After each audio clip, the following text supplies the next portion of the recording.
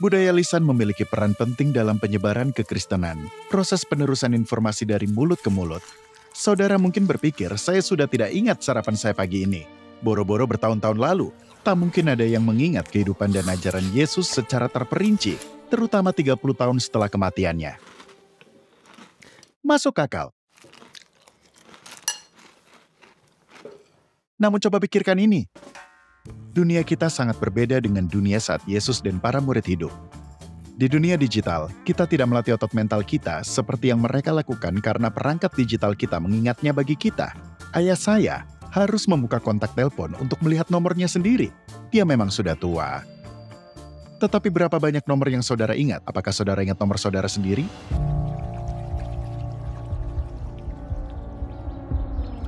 Dalam budaya Yahudi abad pertama, kemampuan untuk mengingat sangat luar biasa.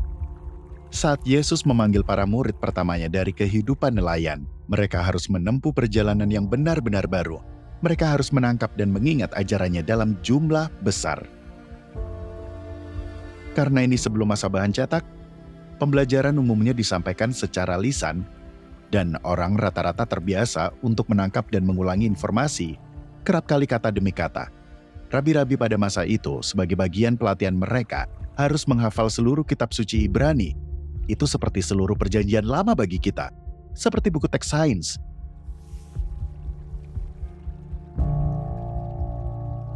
Kalau bicara tentang Alkitab, banyak di antara kita memiliki pengalaman berbeda, dan sebagian kita mungkin agak bingung.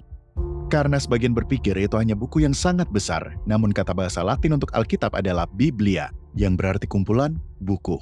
Karena Alkitab tersusun atas surat, cerita, dan narasi, dan mencatat sejarah sebenarnya yang dapat diteruskan ke generasi selanjutnya. Saudara dapat melihat pada cara Lukas menuliskan suratnya kepada seseorang bernama Theophilus. Ia menulis surat ini dan memulai dengan ini.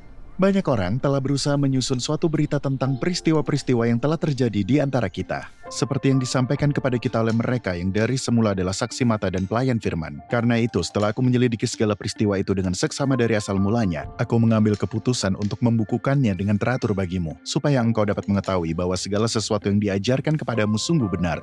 Lukas berusaha keras untuk memberikan fakta yang benar tentang Yesus. Tetapi bukan seolah ia memposting online dan itu dibagikan kembali jutaan kali. Ini lebih seperti email pribadinya kepada Theophilus, diteruskan ke dunia. Jadi yang kita baca adalah Lukas dan 3 penulis lainnya menceritakan cerita yang sama, tetapi dari sudut pandang berbeda. Mengapa masih banyak keraguan tentang kredibilitas cerita saksi mata ini?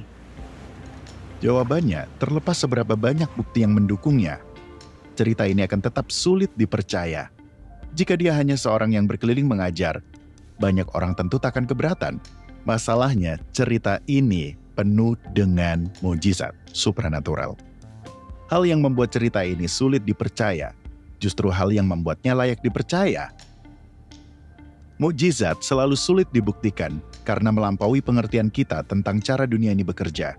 Yang ingin saya sarankan adalah, jika kita menerapkan prinsip dan praktek para sejarawan, ada kemungkinan besar untuk menerima bahwa Yesus melakukan mujizat.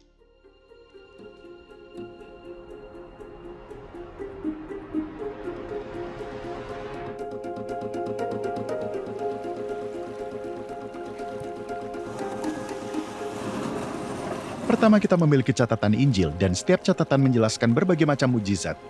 Ada orang buta yang melihat kembali, orang mati dibangkitkan, setan-setan diusir, dan badai yang bergolak langsung ditenangkan. Mungkinkah Yesus mengumpulkan ribuan orang dalam jangka waktu 3 tahun, sejak pembaptisannya umur 30 hingga kematiannya umur 33, jika dia palsu? Kedua, sebenarnya tak seorang pun menyangkal bahwa dia melakukan mujizat. Tidak mengherankan jika mereka yang mencintai dan mendukungnya mengiyakan perbuatannya. Namun yang mengejutkan adalah bahwa pemimpin agama yang menginginkan kematiannya juga mengakuinya. Mereka tidak mempertanyakan kemampuannya melakukan mujizat. Yang mereka pertanyakan adalah sumber kuasanya. Mereka menuduhnya jahat. Akhirnya, kita harus mempertanyakan, mengapa Yesus, seorang guru Yahudi yang diragukan, orang yang riwayatnya paling dapat diverifikasi dalam sejarah, mengapa ada lebih banyak hal ditulis tentang dia dibandingkan raja atau kaisar lain yang hidup sebelum atau setelah dia? Menurut saya, dia pasti telah melakukan sesuatu yang luar biasa.